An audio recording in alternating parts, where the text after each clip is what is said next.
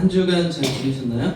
오늘은 두려움보다 먼저 오신 주라는 말은 헬라어로 큐리오스인데 예수님의 호칭이에요. 그래서 이 정도는 상식으로 알고 있어야 돼요. 그래서 얘기할 때 예수님이 우리의 주야, 예수님이 우리의 그리스도가 돼. 그래서 예수님의 호칭을 부를 때 주, 예수, 그리스도 붙여서 이제 목사님 중에 잘못 알고 계신 분은 이게 풀네임이라고 생각해. 풀네임이 아니에요. 네. 주와 그리스도는 예수님의 다른 의미의 사역, 그러니까 예수님이 우리의 구원자가 되신다. 그럴 때는 그리스도, 주가 되신다. 당시에 주는 로마의 황제에게만 붙였어요. 그러니까 여러분이 아는 로마의 황제 두 사람 정도 있죠? 한 사람은 누구예요? 로마의 황제 어렸나요? 그렇죠. 네로는 알죠. 네. 그 예전에 최양락이 네. 나와가지고 네로 25신가요? 그게 여러분 모를 거예요. 우리 영민 집사님까지는 알까요? 네. 개그 프로였는데 네로 왕이 나와요. 실제로 개그맨들이 개그 콘서트 같은 거예요. 네. 그 네로가 맞아요. 그 네로. 또 한 명 정도는 알죠. 네, 모르셔도 돼요. 네, 아구스도 정도는 알고 있어야 되죠. 네, 그래서 로마의 황제에게만 붙였던 게 주예요, 주. 근데 예수님을 주라고 호칭한 거예요. 굉장히 파격적인 거죠. 그러니까 예수님이 우리의 통치자가 되신다. 그런 의미예요. 그래서 두려움보다 먼저 오신 주는 결국 누구예요? 예수님, 주라는 건 이 정도는 알고 계세요. 오늘은 히브리서 강의 첫 번째 시간입니다. 사람은 불안하며 자꾸 눈에 보이는 것을 찾습니다. 손에 잡히는 것, 또 크기로 확인되는 것, 숫자로 증명되는 것. 그래서 사람들이 가장 먼저 자기 안심하는 미래에 뭘로 따지죠? 돈으로 따지잖아요. 그래서 내 통장에 얼마가 있나를 확인하면서 나 미래가 안전해 이렇게 하잖아요. 근데 그 안전하다고 생각하는 것도 뭐 앞에서는 무용지물이 되죠? 그쵸, 죽음 앞에서는 무용지물이죠. 그러면 우리 영민 집사님이 1,000,000원 모아놓은 거 죽으면 어떻게 돼요? 누나가 쓰겠죠. 누나가 쓰겠죠. 아닌가? 그래서 자꾸 불안하면 우리는 눈에 보이는 것들을 찾게 돼요. 또 그런 것들을 기대고 싶어 합니다. 왜냐하면 불안이 늘 우리에게 묻기 때문에 그렇습니다. 정말 괜찮은가? 정말 하나님이 일하고 계시는가? 정말 교회는 아직도 살아있는가? 정말 믿음이 이 시대에도 의미가 있는가? 제가 그 기훈실에서 기독교 신뢰도 조사를 했다고 얘기했잖아요.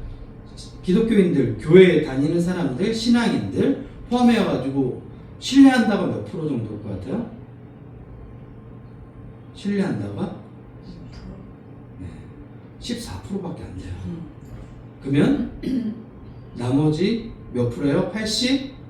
86%는 기독교인을 신뢰하지 않는 거예요. 여러분이 기독교인이라고 얘기하면 저 사람은 믿을 만한 대상이 안 되는 사람이 되는 거죠. 14%만 신뢰하니까 조금 수치가 정확하지는 않겠지만 10명 중에 1명 정도만 기독교인을 신뢰하는 거예요. 엄연히 따지면. 심지어 어떤 사람들은 현실의 불안 앞에서 신앙을 버리기도 합니다. 먹고 사는 문제 앞에서, 관계의 상처 앞에서, 불안한 미래 앞에서 믿음은 너무 오래된 이야기처럼 느껴져요. 성경이 너무 멀리 있는 이야기처럼 느껴지잖아요. 그래서 한동안 등을 돌리는 것이 아니라 아예 마음을 걷어가 버리기도 해요. 신앙 생활을 해봤자 별 거 없지 이렇게 생각하는 사람들이 많습니다. 그래서 기독교인들 가운데 그렇게 점을 많이 본대요. 그래서 대부분 다 가면 권사님이시죠? 그러면 저 맞아요. 저 권사예요. 집사님이시죠? 네, 저 집사예요. 점집에 가면 점쟁이가 잘 오셨다. 어디 교회 다니시나 물어보고 예배는 드리는데 경외는 사라지고 기도는 하는데 기대는 사라지고 교회는 출석하는데 하나님을 향한 떨림이 사라졌습니다. 또 어떤 사람들은 신앙을 버리진 않지만 심각한 나태에 빠져 있습니다. 믿음이 더 이상 삶을 흔드는 사건이 아니라 오래된 습관이 되어버렸습니다. 신앙이 살아있는 순종이 아니라 반복되는 그저 그런 일상이 됩니다. 그래서 우리는 어느 순간 하나님과 동행하기보다 웃고 있는 인형처럼 형식적으로 신앙생활을 하는 사람이 되어버렸습니다. 저는 가끔 이런 생각을 해봐요. 어쩌면 우리는 살아있는 믿음의 사람들이기보다 그저 이미 빛을 잃어버린 신앙의 흔적을 부지런히 재현하는 사람들은 아닌가. 그래서일까요? 사람들은 뭘 추구하냐면 더 큰 장면, 더 큰 행사, 더 큰 이름, 더 큰 기업, 더 컸던 부흥의 열기, 이런 것들을 사람들은 추구해요. 왜? 내 안에 없으니까. 여러분이 만나는 사람들 가운데 겉으로 굉장히 화려하게 얘기한 사람 있잖아요? 그럼 대부분 내면적으로 부실한 사람일 확률이 높아요. 되게 막 겉으로 화려하게 꾸미는 사람들이 대부분 내실은 없어요. 보면 대부분 다. 2007년 어게인 1907 행사가 있었습니다. 저는 이제 이때가 왜 기억이 났냐면 1907년에 평양에서 대붕운동이 일어났어요. 그때 어마어마한 일이 있었어요. 그리고 저는 1907년에 대한 그때 내용들에 대한 공부를 굉장히 많이 했어요. 관심이 많아가지고 역사적으로도 그리고 기독교적으로도 관심이 많아서 공부를 많이 했었는데 평양이 동방의 에루살렘이라고 얘기할 만큼 엄청난 부흥이 있었어요. 이때 당시에. 근데 역사 신학을 전공했던 이제 저희 학교 교수님이 그런 얘기를 하시더라고요. 그 행사 하는데 이제 막 여러 가지들 막 기대에 차 있고 이랬었는데 설교 시간에 그런 얘기를 해요. 부흥은 이런 식으로 오지 않는다고. 우리가 100년 전 행사를 다시 재현한다고 크게 의미가 없을 거라고. 자기가 역사 신학자로서 얘기하는데 이런 방식은 하나님이 기뻐하시는 게 아니라고. 그때 당시에는 그 이야기를 듣고 좀 충격이었어요. 왜 좋은 행사를 하는데 시작도 전에 찬물을 껴얹고 부정적인 얘기를 해. 교수님이 참 까칠하네. 속으로 이렇게 생각을 했어요. 실제로 행사가 있었죠. 여러분 참여하신 분도 있죠? 네. 그 행사가 어떻게 됐죠?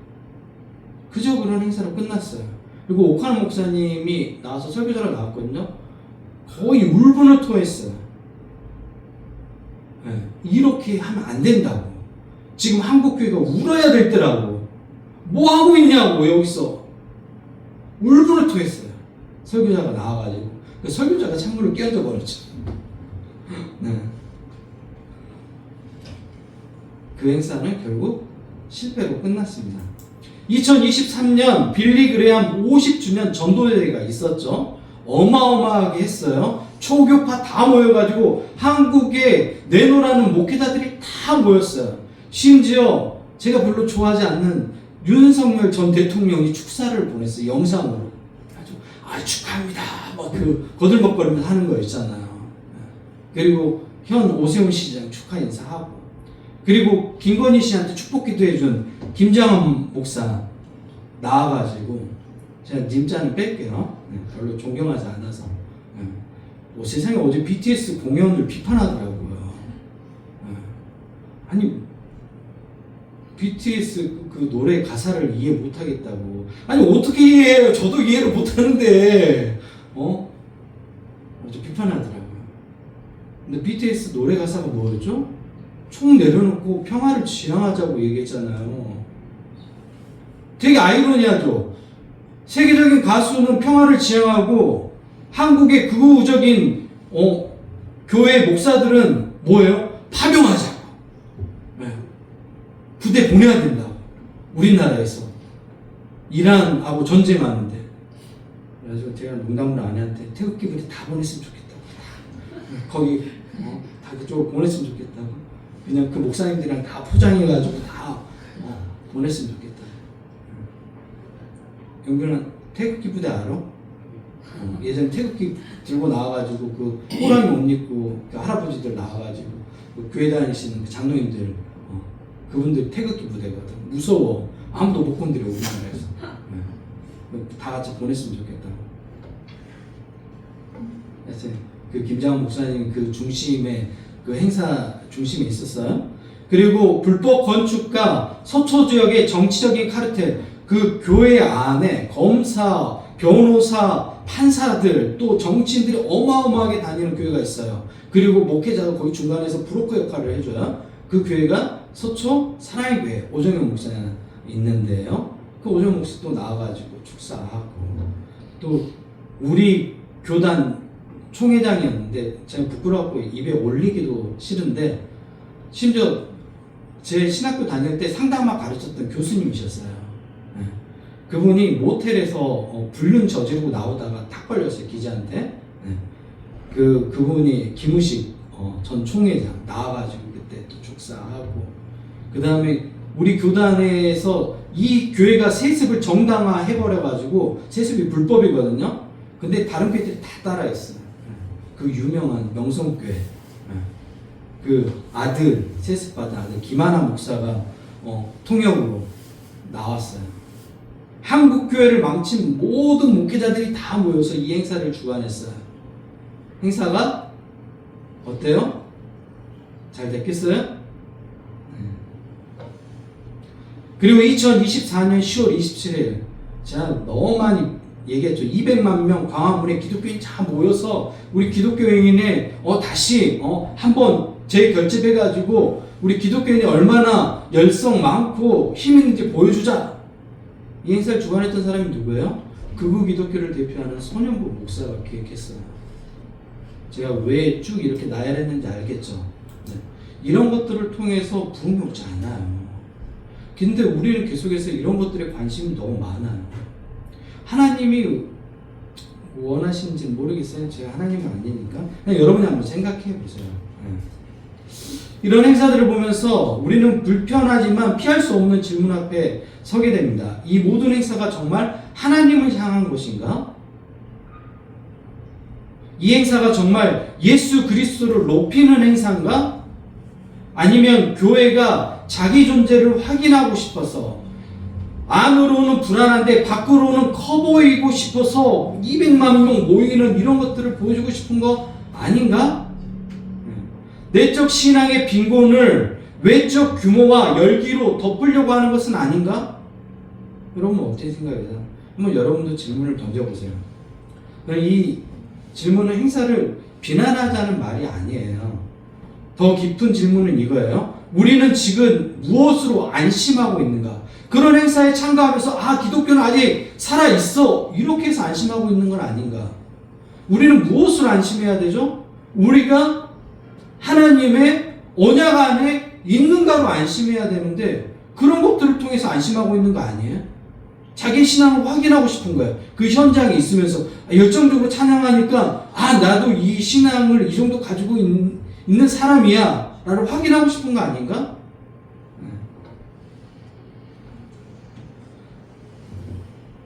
여러분은 무엇이 우리를 다시 살릴 수 있다고 믿어요?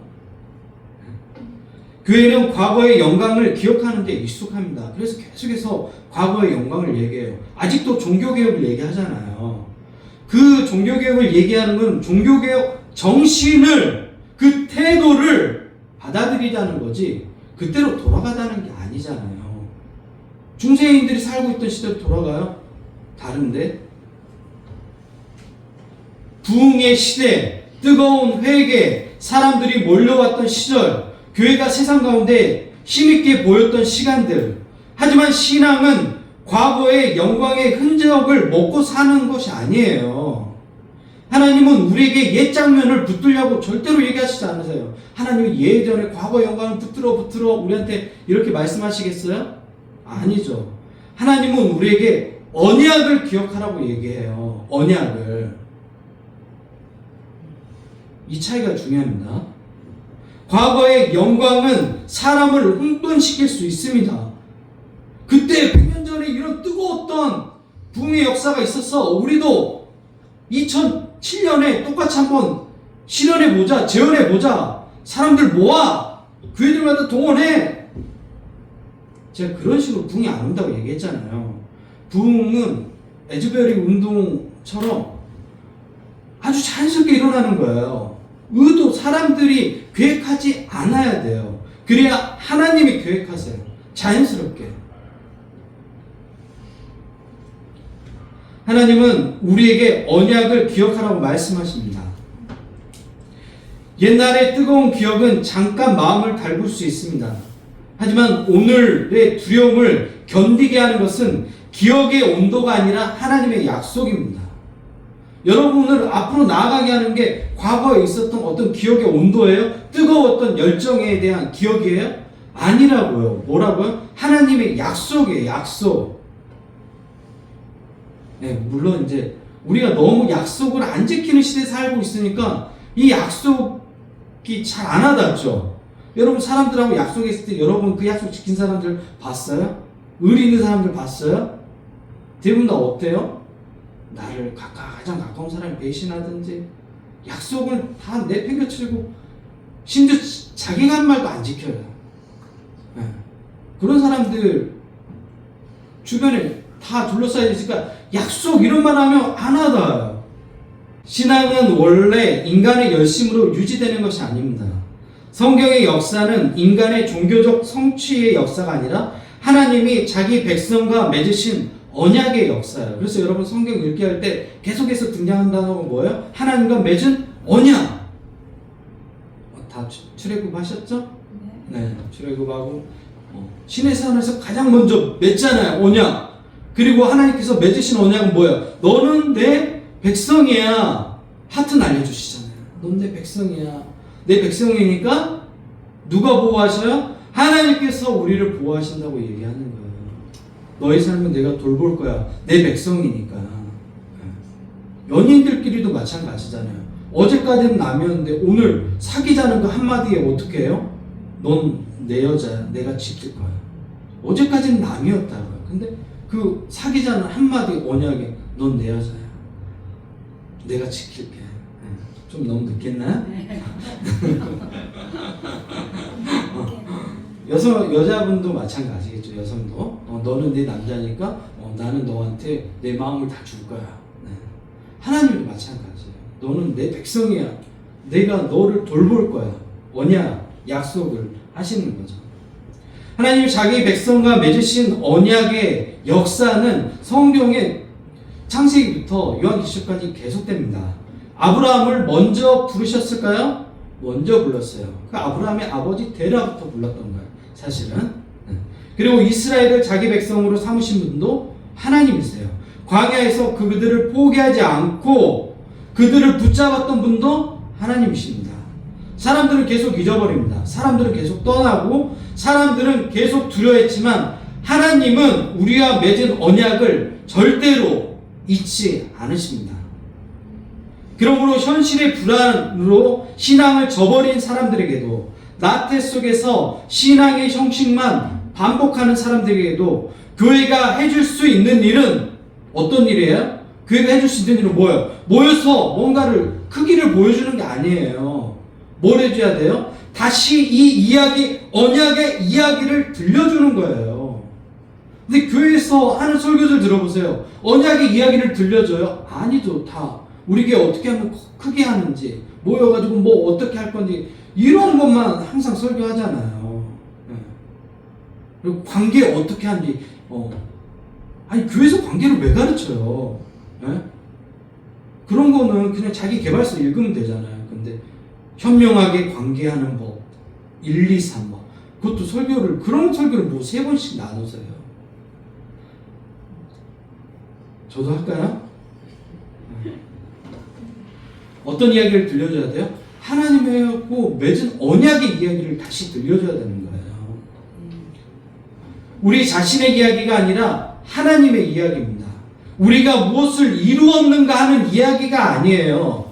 하나님이 누구신가에 대한 이야기예요. 우리가 얼마나 대단한가에 대한 이야기가 아니라 그 담임 목사가 얼마나 많은 일을 해서 많은 업적을 이루었는가가 아니라 그 일을 이루신 분이 누구예요? 그 사람을 통해서 그 하나님을 이야기해야 되는 거예요. 하나님이 무엇을 약속하셨고 누구를 보내신가에 대한 이야기를 해야 됩니다. 사람은 이야기를 잃으면 방향을 잃습니다. 언약의 이야기를 잊으면 눈에 보이는 크기로 안도하고 눈앞의 열기로 자신을 달래려고 합니다. 하지만 다시 이야기를 들으면, 다시 언약을 기억하면 비로소 내가 누군지 알아요. 아, 나는 하나님의 백성이었구나. 하나님이 나를 부르셨구나. 나는 하나님과 함께 삶을 살아가야 되는 사람이구나. 나는 욕망을 쫓아가는 사람이 아닌데 내 존재는 어떤 존재인지 확인하는 거예요. 그 이야기를 통해서. 무엇이 정말 나를 살리는지 다시 알게 되는 거죠. 히브리서가 바로 그런 책이에요. 히브리서는 강한 신앙을 가진 사람들에게 쓰여진 성경이 아닙니다. 이미 정리된 사람들, 흔들리지 않는 사람들, 승리감에 가득한 사람들을 위해서 쓴 성경이 아니에요. 그럼 어떤 사람들을 위해서 썼을까요? 흔들리고 있는 사람들, 믿음에 뒤로 물러가고 싶은 사람들, 포기하고 싶은 사람들, 믿음을 붙드는 일이 너무 버거운 사람들에게 보낸 하나님의 말씀이에요. 근데 히브리서 내용을 보면 굉장히 심오하죠. 어떤 내용들이 많아요? 예수님이 누구신가에 대한 이야기로 꽉 차 있어요. 왜 그렇죠? 다시 돌아가자는 거예요. 우리가 흔들린 이유가 무엇인가를 다시 생각하게 만드는 거예요. 예수님이 너의 어떤 분이라고 얘기하냐면 주! 예수님이 우리의 주가 되신다. 그리고 그 주가 되신 예수님이 어떤 분인지 설명하는 거예요. 왜? 그 예수님과 맺은 우리의 언약이 있잖아요.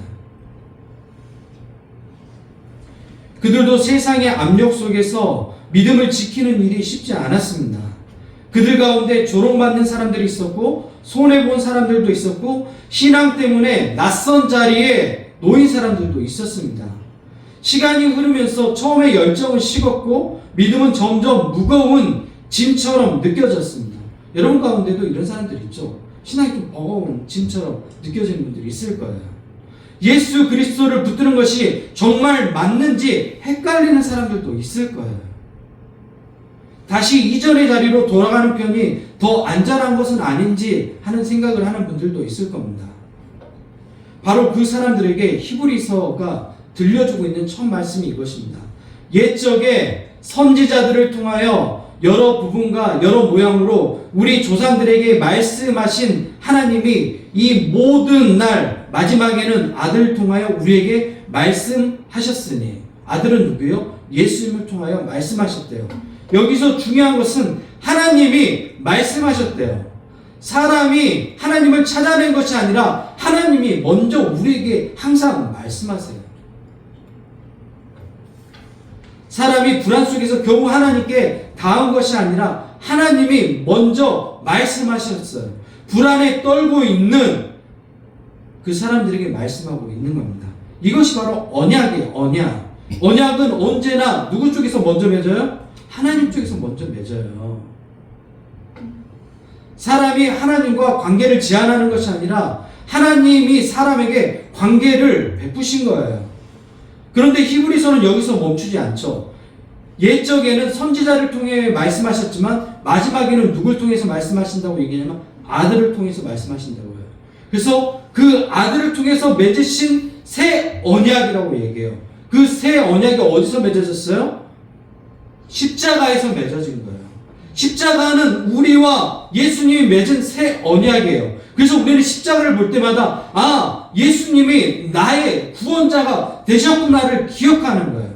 그게 새 언약이에요. 내가 너희의 모든 죄를, 미래에 있을 모든 죄를, 과거에 있었던 모든 죄를, 시간을 초월한 모든 죄를 내가 대신 담당하겠다. 그게 새 언약이라고요. 이것은 단순히 하나님이 예수님에 대해 말씀하셨다는 그런 뜻이 아니에요. 하나님의 예수 그리스도 안에서 자기 자신을 가장 분명하게, 가장 충만하게, 가장 가까이 드러내셨다는 것입니다.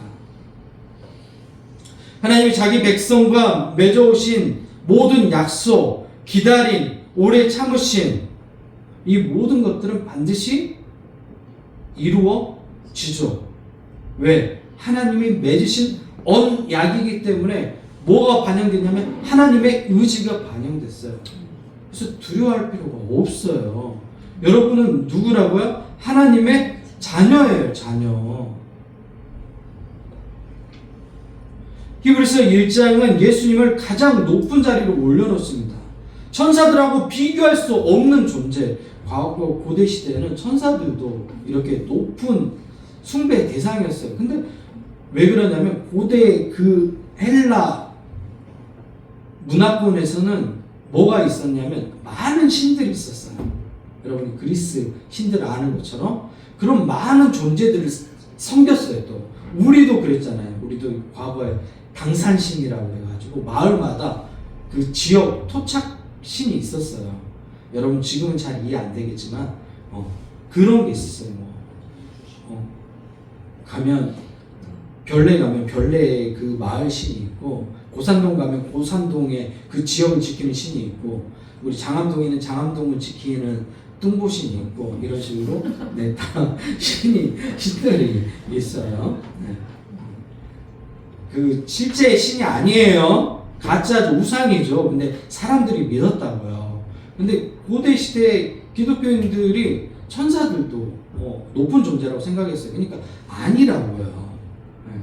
천사들은 예수님이 사용하는 도구인 것 뿐인 거예요. 존재들인 거예요. 예수님이 사역을 섬기는 존재들이에요. 근데 그 천사들 왜 섬겨요? 그 천사들보다 더 훨씬 높은 분이 예수님이라고 이야기하는 거예요. 그리고 예수님이 얼마나 높으신 분이라면 하나님 우편에 앉아 계신대요.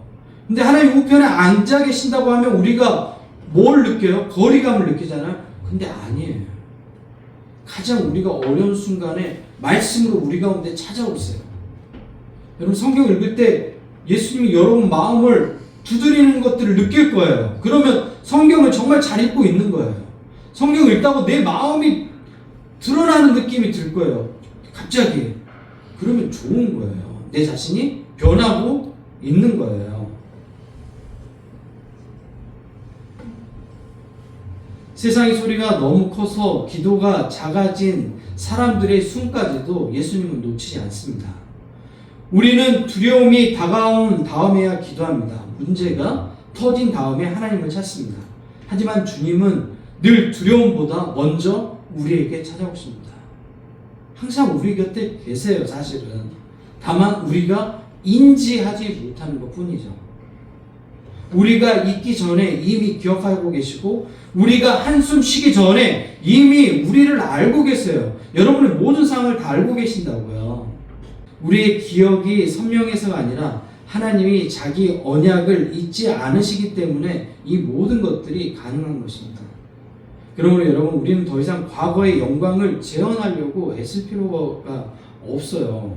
1907년을 다시 만들면 뭐예요?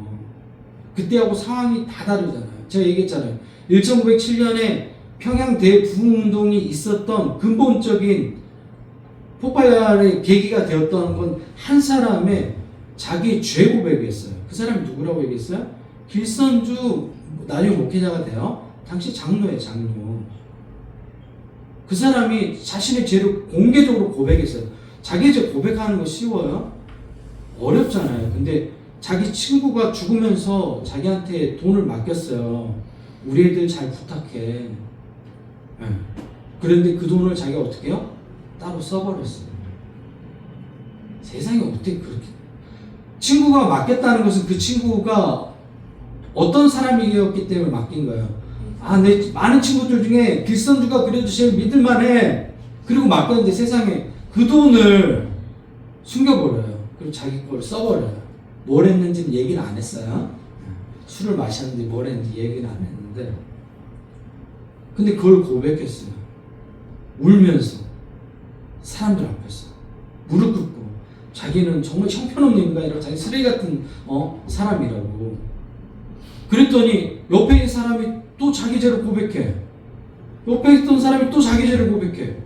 그래서 많은 사람들이 죄를 고백하면서 그렇게 시작된 게 평양 대부운동이에요. 뭐로부터 시작해요? 자기 자신을 부인하는 거예요. 자기 과거를 부인하는 거예요. 자기 그 더러웠던 내면을 다 사람들 앞에 어떻게 해요? 용기를 내서 고백하는 거예요. 그 고백한다는 건 뭐예요? 나는 이제 새로운 삶을 살고 싶어요. 더 이상 그 어두운 내면의 어두움 안에 갇혀 살고 싶지 않다는 고백이었던 거예요. 그래서 평양 대부운동이 일어난 거예요. 그러니까 그렇게 출발해야 되는 거예요. 근데 우리의 출발은 어떠죠? 교회들마다 사람들 동원해. 노회에서 연락 와요. 몇 명 동원해서 교회들마다 10명씩은 나와야 돼요. 네, 목사님 알았죠? 네, 또 연락 오고.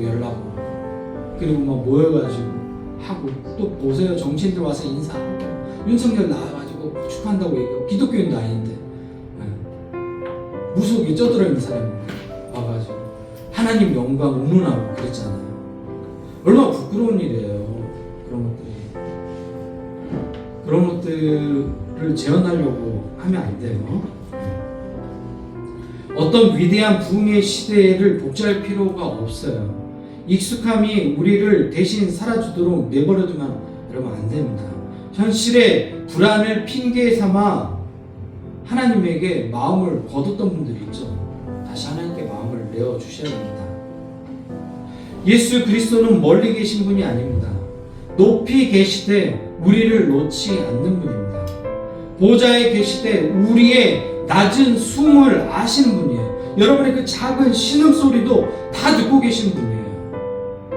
영광 가운데 계시되 무너진 자를 붙드시는 분이에요. 그러니까 여러분 두려워하지 마십시오. 하나님께서 여러분을 붙드시고 여러분의 인생을 지키십니다. 왜? 여러분이 하나님의 자녀잖아요. 언약을 맺었잖아요. 책임은 누가 져요? 부모가 져야죠. 부모가. 네? 부모가 져야죠. 부모가. 그러니까 두려워하지 마시고, 나 하나님의 자녀 맞지? 예수님이 나를 위해서 십자가에서 모든 죄를 감당하시고 나를 위해서 그 모든 것들을 내어주셨는데 나 왜 이렇게 두려워하지? 이렇게 두려워할 필요 없잖아요. 네. 두려워하지 마시고 바로 예수님 앞에 나아가십시오. 거기서 신앙은 다시 살아납니다. 거기서 교회가 다시 세워지고 거기서부터 우리가 다시 시작할 수 있습니다. 그리고 어떤 이야기가 들려져야 된다고요? 언약의 이야기를 들어야 된다고요. 그 언약의 이야기, 하나님께서 여러분과 맺으신 그 언약의 이야기, 그 언약의 이야기를 다시 기억하면서 새로운 한 주를 보내는 우리 예분께 성도들 모두가 되셨으면 좋겠습니다. 우리 같이 기도할까요?